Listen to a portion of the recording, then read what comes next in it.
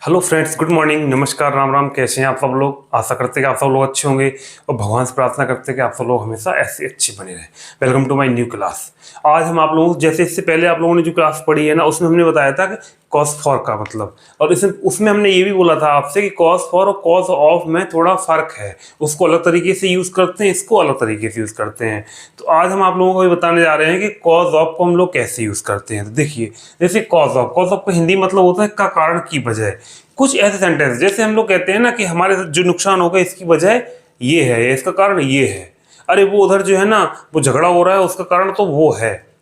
या आप पढ़ते नहीं हो या आपका पढ़ाई मन नहीं लग रहा तो इसका कारण ये है। कल मैं मार्केट नहीं जा पाया, उसका कारण घर में गेस्ट आ गए थे, इस वजह से मैं कल मार्केट नहीं जा पाया।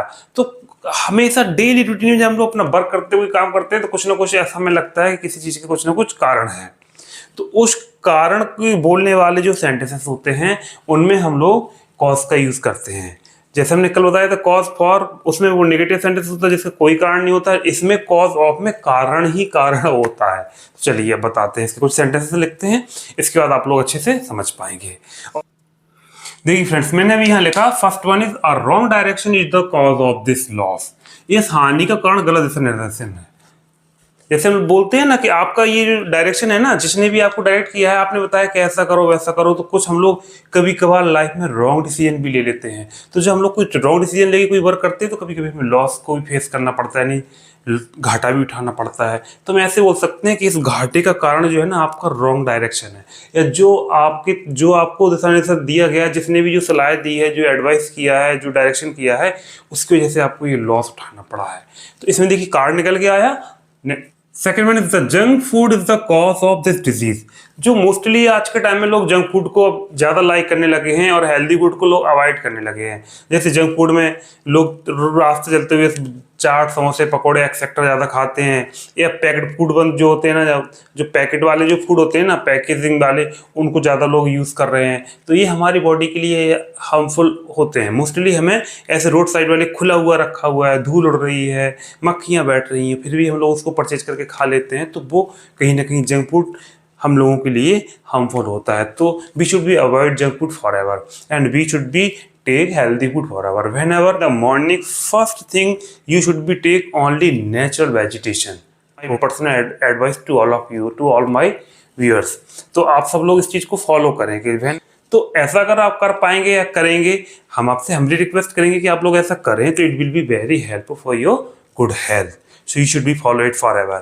But today we are advising to all of you that you should be avoid the junk food forever in your daily life. I hope that you will be follow it. चलिए third one is, इस बीमारी का कारण junk food, हाँ ये तो बता दिया है। Third one is your carelessness is the cause of this incident. आपकी लापरवाही इस घटना का कारण है। व्हेनेवर हम देखते हैं, जब कभी भी देखते हैं, जब भी हम अपनी कार ड्राइव करते हैं तो रोड पे हम देखते हैं कि बहुत मोस्टली लोग जो होते हैं वो ड्राइविंग टाइम में बहुत केयरलेस को फॉलो करते हैं। हमने खुद अपनी आंखों से देखा वन टाइम। तो I think we should be careful forever whenever go any time.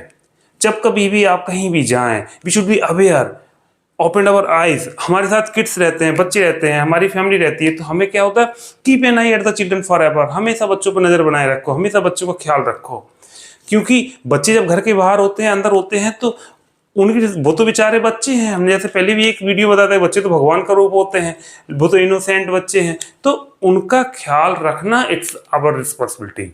तो first of all, I would like to say only whenever you will go outside of the door, outside of the station, etc., whenever you will visit anywhere, you should be keep an eye on your children and you should be careful.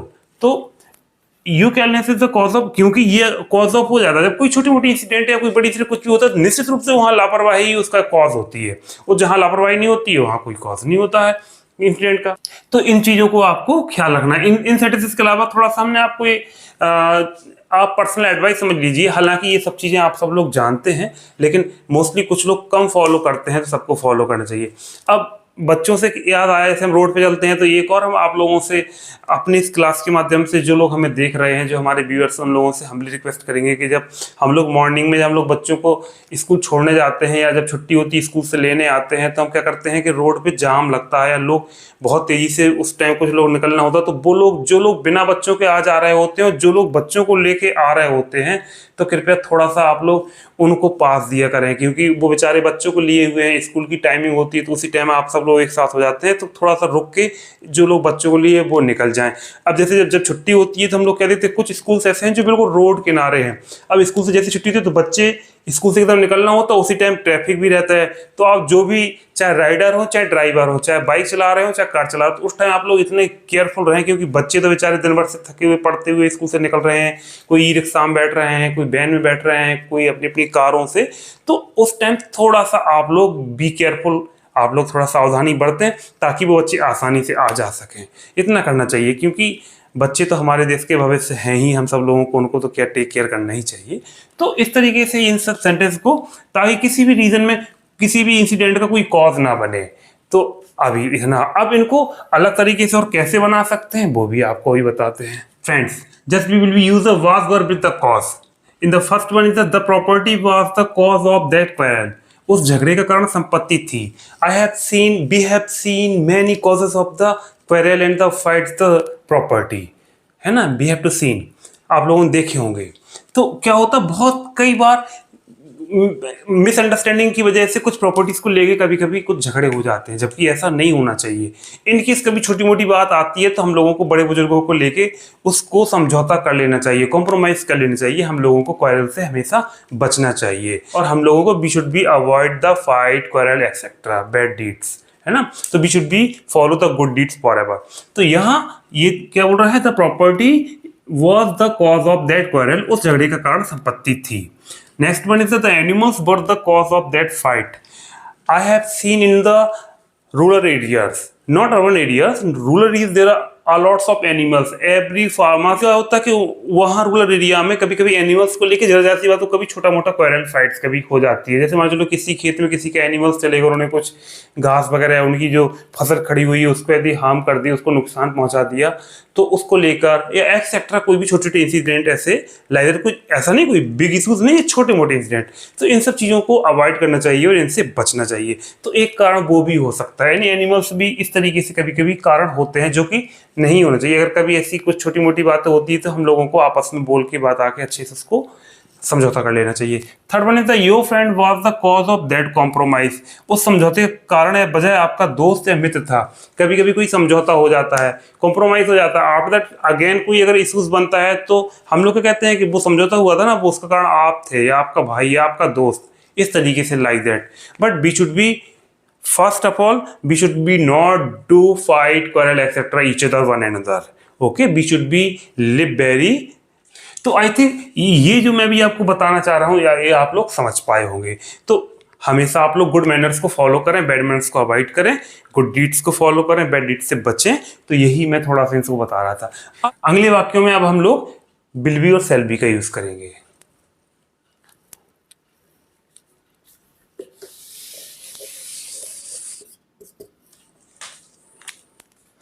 Just see, dear friends, we will be use the use of will be instead of shall be भी use कर सकते हैं, but here we have to use will be। अब shall be का मतलब होता है किसी चीज को हम लोग एम्फसाइज करते हैं, बहुत जरूरी की ओर होगा, लेकिन हम झगड़े के लिए एम्फसाइज नहीं करेंगे। गॉड करे कभी ऐसा ना हो। हम ऐसा नहीं है कि हम इस चीज को प्रेरित कर रहे हैं, बढ़ा रहे हैं, no no. I would like to say very humbly and I would like to pray from God, please never take place like that incident ever forever। कभी भी इस तरीके की कोई भी घटनाएं ना हो। तो I have written here, this book will be the cause of my success। Whenever I get success, I say that because of this book I have become this one। तो हम लोग कहते हैं ना, इस किताब के कारण ही मैं ऐसा हुआ। तो ये यहाँ क्या हो रहा है कि यह किताब मेरी सफलता का कारण बनेगी। कोई भी बुक्स है जिसकी वजह से मैं सक्सेस हो जाऊंगा, ऐसा भी बोल सकते हैं। तो या मेरी सफलता का कारण ये बनेगी, या इस बुक के कारण या इन बुक्स के कारण मैं एक दिन सक्सेस हो जाऊंगा, like that. Second one is this property will be the cause of a new quarrel. ये संपत्ति जो है ना एक नए झगड़े का कारण बनेगी। तो we should be avoid like that property. ऐसी प्रॉपर्टी भी कभी परचेज नहीं करना चाहिए जहां लगे कि यहाँ एक प्रॉपर्टी जिससे पता 3 लोगों का हक है। We should be avoid like that issues. इस तरीके के इश्यूज अगर कहीं हैं तो उसको हमें अवॉइड करना चाहिए। तो पहले तो मैं गॉड से प्रे करूंगा कि इस तरीके की कोई भी इंसिडेंट कभी विल टेक प्लेस ना हो, बट फिर भी जरा सी बात हम लोग आपस में डिस्कस कर रहे हैं। तो इस तरीके से हम लोग इसमें बिल का यूज करते हैं। बी इसलिए लगाते हैं कोई ऐसा होने की एक संभावना प्रकट करना है जहां थोड़ी कोई होने का एक संभावना जुड़ जाती है। तो सेल भी यूज कर सकते हैं, रॉन्ग नहीं होगा, बट सेल बी का यूज नहीं करना क्योंकि वो फॉर्मूले और बहुत एम्फसाइज करने के लिए होता। तो यहाँ हम लोग विल बी का यूज करेंगे। अब friends see here, first one I have written here the cause of that quarrel was an animal. इसको मैंने दूसरे तरीके से भी लिखा, an animal was the quarrel of that cause of that quarrel. यानी आप इस सेंटेंस को इस तरीके से भी लिख सकते हैं। So I think it is right one, and second option the you will be right like this. तो this one also the correct one. Okay, same condition here, the cause of this incident is your carelessness. Your carelessness is the cause of this incident. तो both type you will be make sentences, both are correct here. Okay, I think you will be able to understand what is the differences in the both sentences. So I think इसमें आप लोगों को समझ में आया होगा। अब next आपको इनमें डिफरेंसेस बताते हैं। व्हाट अभी हम लोग क्या क्लैरिफिकेशन करने जा रहे हैं, what is difference between cause of and cause for. जैसे कि in previous classes I have told you about the cause for. These are the sentences of the negative form, यानी नो रीजन, नो कोई कारण नहीं, कुछ नहीं, but here is the reason, cause. तो what is difference between cause of and the cause for. So we will be by the sentences. So let's go, we will be started.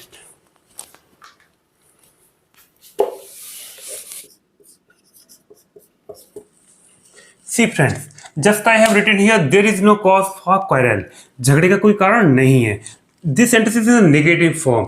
There is no कारण, no वजह, यानी कोई भी reason नहीं है।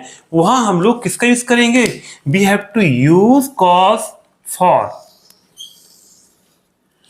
Second one, the cause of that fight was a dog. The cause of, और इसको I will be right like this form also, a dog was the cause of that fight. उस झगड़े का कारण एक कुत्ता था। So I think that you have understood what is the difference between cause for and cause of. So I think that's all for today. We will meet the next class. So please take care of yourself forever. Be happy forever. I'll pray to God that all of you be happy forever. So thank you so much for watching. And आप लोगों को अगर हमारे video अच्छे लग रहे हो तो प्लीज़ लाइक करिए, शेयर करिए, कमेंट्स करिए और ज़्यादा से लोगों को शेयर करते चलिए। और हाँ, अगर आप हमारे वीडियो पर नए हैं तो आप सब्सक्राइब करिए। अब we will meet the next class tomorrow. तब तक you will be take care of yourself. Thank you so much. नमस्कार।